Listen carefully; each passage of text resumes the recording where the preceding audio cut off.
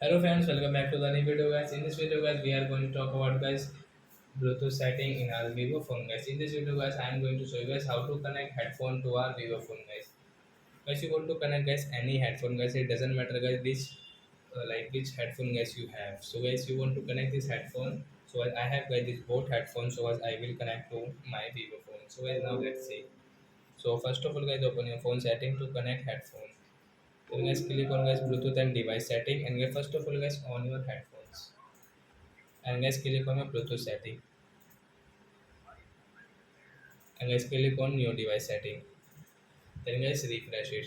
So after that guys you can see guys your headphone name guys. As you can see guys my headphone name is Bot Rosakar 410. So guys I will tap here to connect. Then guys it will connect after 4 and 5 seconds guys. Wait and watch. So guys now we have connected this board Rosakar and guys in use guys for call and media. So guys you can pick up call also guys.